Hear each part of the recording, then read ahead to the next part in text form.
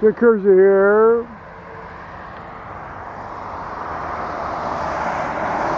Again, good Lord, it never seems to end, does it?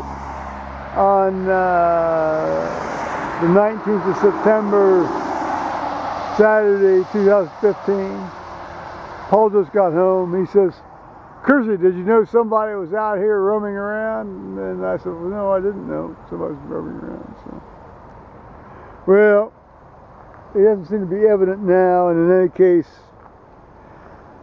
there's no logo on the side of this guy's car, so I'll tamp down the paranoiac inside me. Well, no, I'm not paranoid. I mean, I'm not going to buy into that crap my ex-wife told me all the time. Hey, you paranoid. Hey, you boy, paranoid. No, I wasn't paranoid. I was reasonably,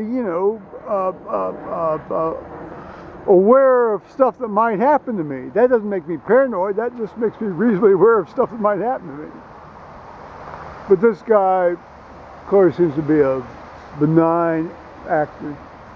Here, have another view of a bit of paradise. Oh, dear God, it's wonderful. Thank you, Lord Almighty. Oh, I love it. Oh, yes.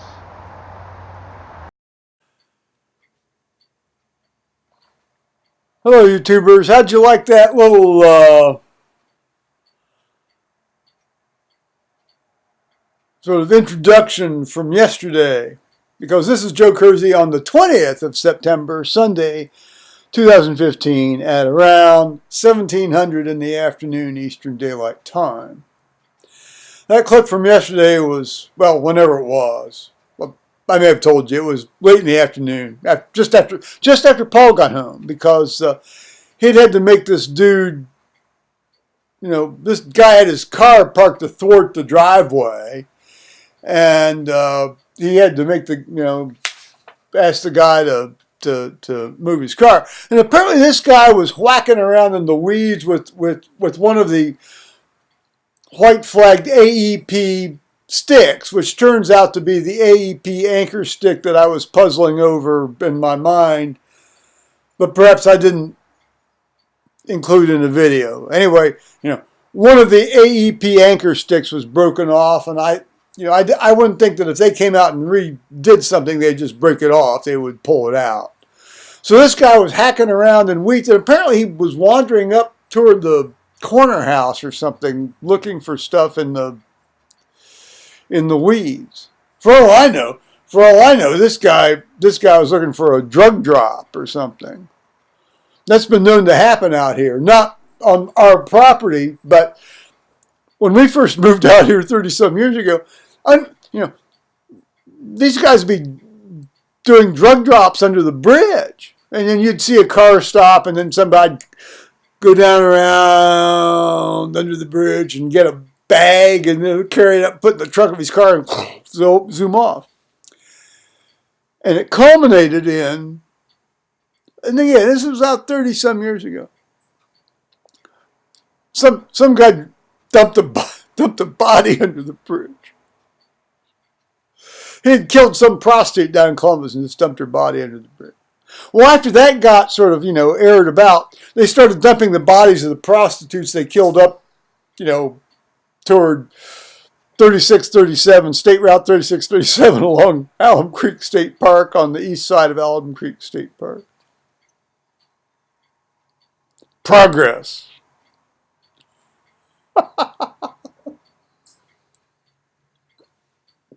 Well, okay, that concludes sort of yesterday's saga, and mystery. It's always interesting, quite honestly. I mean, I had this yesterday was a very strange day for me. I came home from the soccer game. I was in this absolutely euphoric state, and the euphoric state just kind of increased over and over and over during the day, and anymore now. I mean, I didn't used to sort of get this spontaneous euphoria. But it's been happening more frequently now over the last, certainly the last year, over the last 8 months anyway. I'm not griping. I am not griping. But what happens is sometimes you end up doing things that you don't really quite remember the next day. What happens is, you get happy. I get happy and I don't eat. And as I always told my mother, no eat, no live. No eat, no live. Well, she didn't follow that advice, and so when she got down to 56 pounds and 4'10", she had to be carted out of the house on a stretcher down to the hospital and then off to the rest home to fatten her up. They fattened her up to about 105, actually. Didn't make her any less mean. It just made her meaner.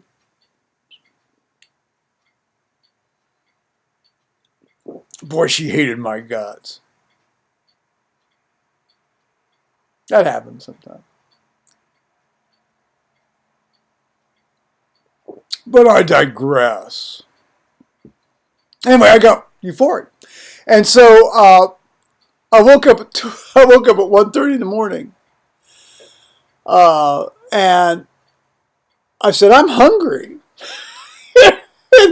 So I went out and, heated up a can of soup and, dressed it up a bit with some stuff, I think I threw a couple of sausages in it, and it was chicken noodle soup, the really good kind, chunky kind, not this condensed stuff. And dressed it up a bit, a little garlic and pepper and this, and I threw some jalapenos in, and chopped up a couple of hard-boiled eggs. It's very good.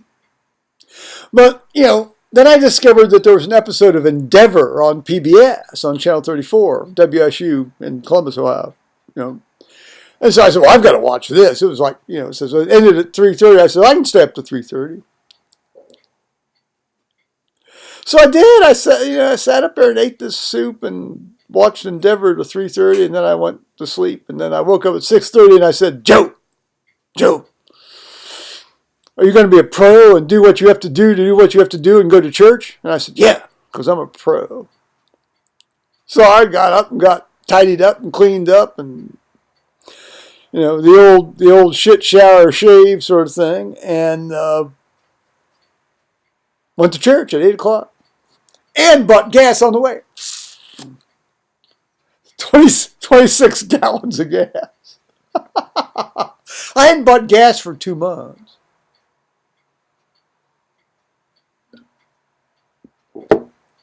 So then home, and so I've been sort of, desultorily working my way through my YouTube backlog, and going out and enjoying the sun, walking up and down the driveway, enjoying the sun, sort of, scanning the residual kingdom for any nonsense going on. Paul got home here. He looked like hell. He did not look like he felt well, and he said he didn't feel well. I mean, he said he felt like he'd been ready to throw up most of the day, and then he said something which I didn't quite understand about, eating this and that. Okay, well, he eats basically any more he eats at work, and so I've got to get back to just now. Basically, I just have to start cooking for one because, he eats at work. I haven't quite internalized that yet, but I will.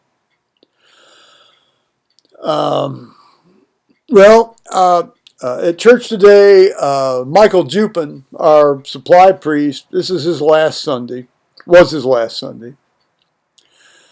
And boy, we're going to miss him. I'll tell you, I mean, his preaching these last 4 months have been, it's been some of the best preaching I've ever heard in a, outside of a sort of a reformed Protestant church.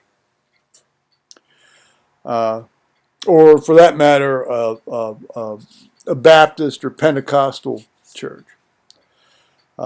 Very biblical, very wise, very non-polemical, but yet true to revealed truth.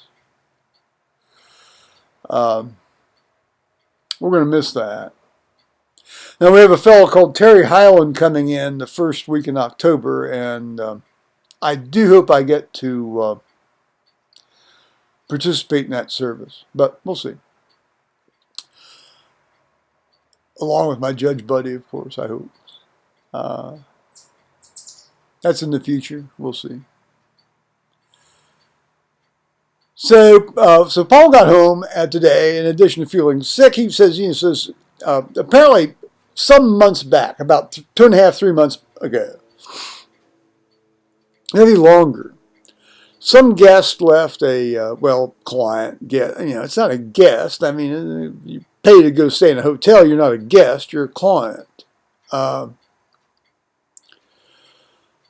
Left one of the high-end DSLR Canon cameras there. Taken down to the house. Paul found it when he was cleaning the room.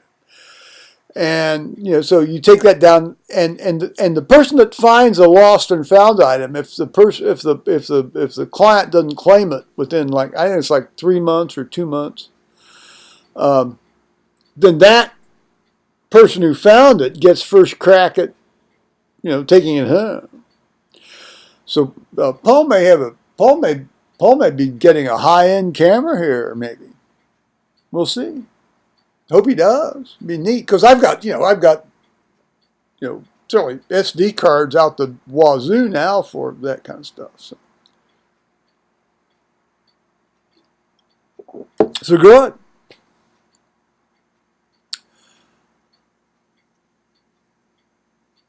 I think that pretty much covers today. So on that note, I'm going to say bye-bye, YouTubers.